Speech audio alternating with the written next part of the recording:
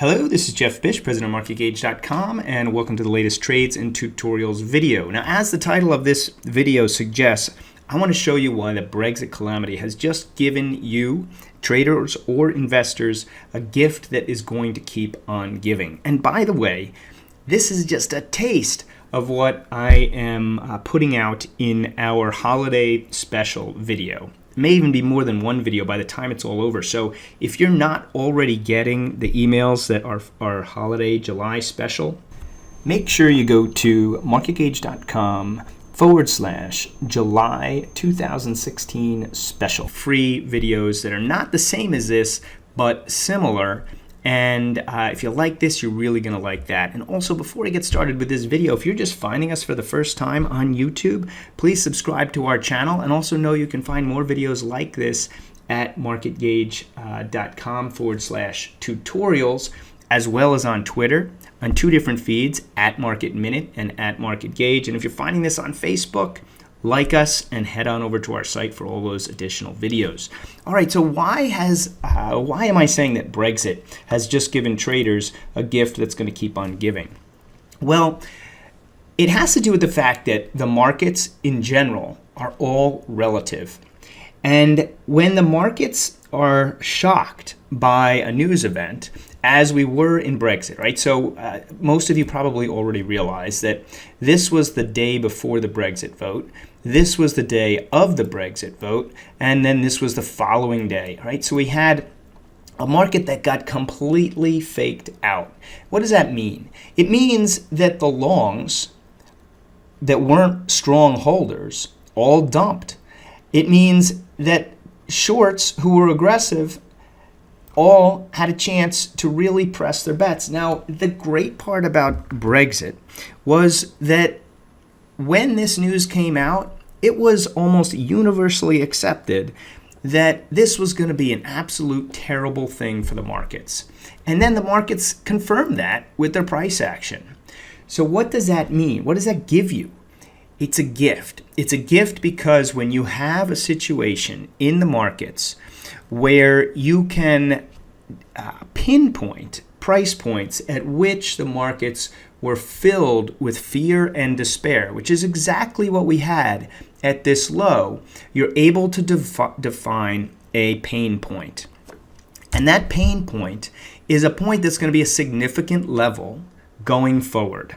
So the gift that keeps on giving, if I make this really straightforward, is the fact that we are able to define the high point when the market thought Brexit wouldn't pass, and the low point when Brexit had passed, and everybody was feeling like this was the beginning of the end. Now, I realize I'm being a little dire in that description, but not entirely in terms of the way the market was reacting. All right, so what this does is it sets up an event range.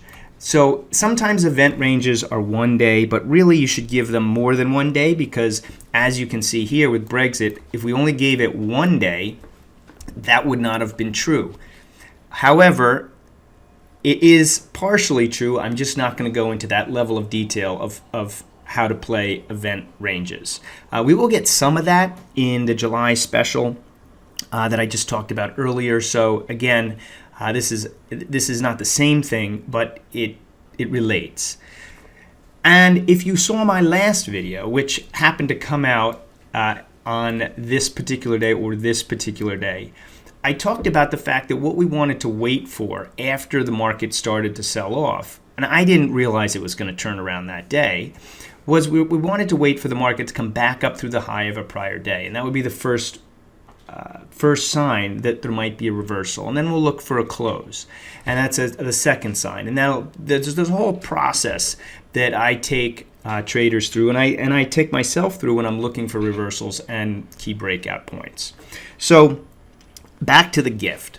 The gift is this range. Now, I'm doing this video actually during Friday, so I don't know where Friday is going to end up, but it's not going to change what I'm describing here for you. The fact is that we can define this range, and when the markets move below this range, it's going to be a really significant break lower. When the markets move above this range, it's a significant break higher.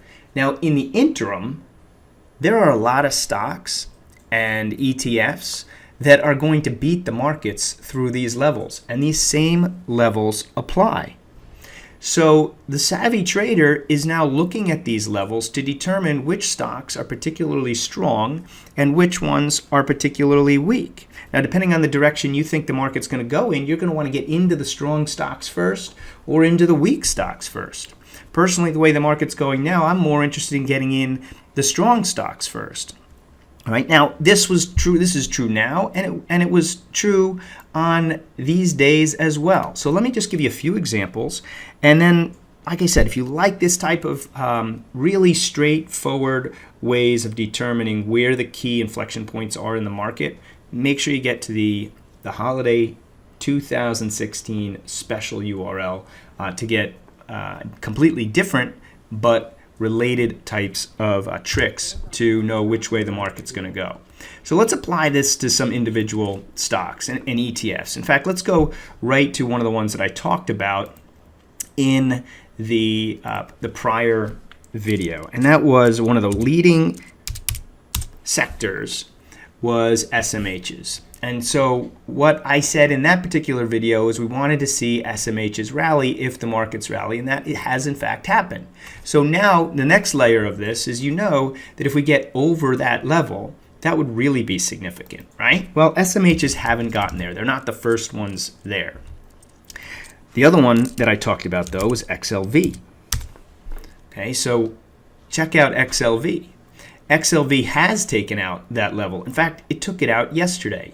So now, if you're a trader, even an investor, you have this as a really key inflection point. One that would make sense to have entered the other day. And also, don't feel like you've missed it. When I say this is a gift that keeps on giving, stocks, ETFs, sectors, countries, they're going to break out above this level. Then they're going to come back and retrace to this level. If you know how to trade around a key support or resistance level, then this is a gold mine of opportunity to identify low risk, high opportunity trades. So XLV, for example, breaking out above this level, is now in a position to be a market leader. And in fact, today, you can see this is a 5-minute chart here, has taken off. You can see yesterday, when it broke out of its opening range as well, another methodology we use, took off.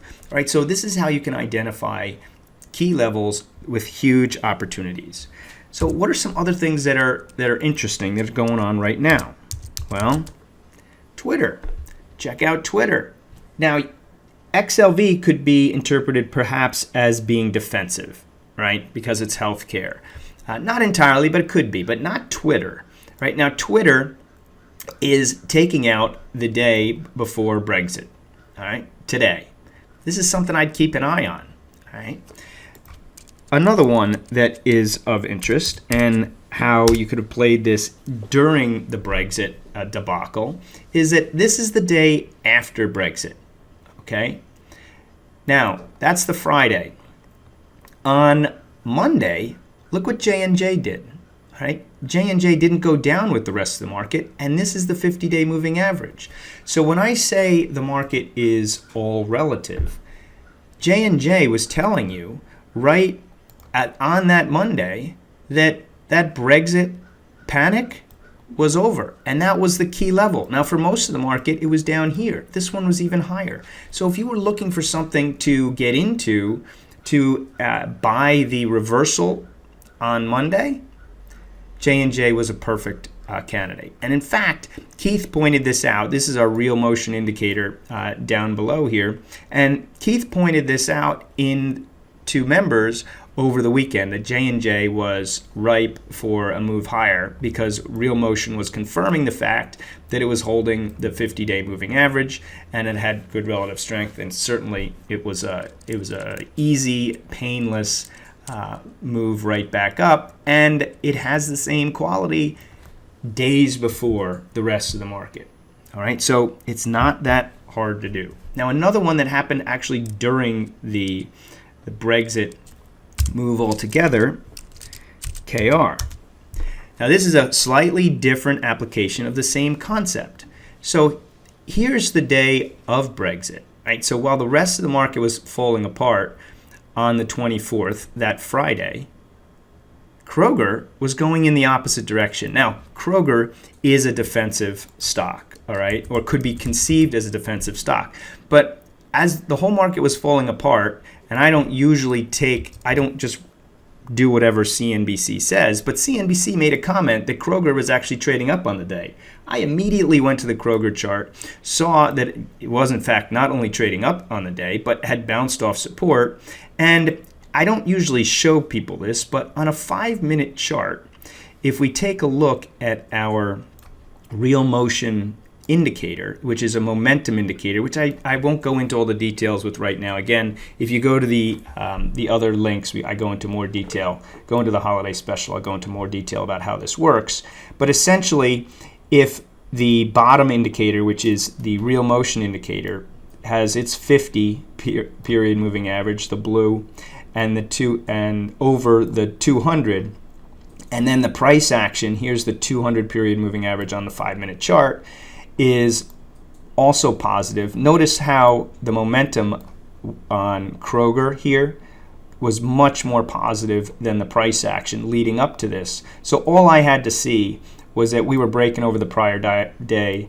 The real motion was confirming it. It was running ahead of a market that was collapsing, and it was near a significant low.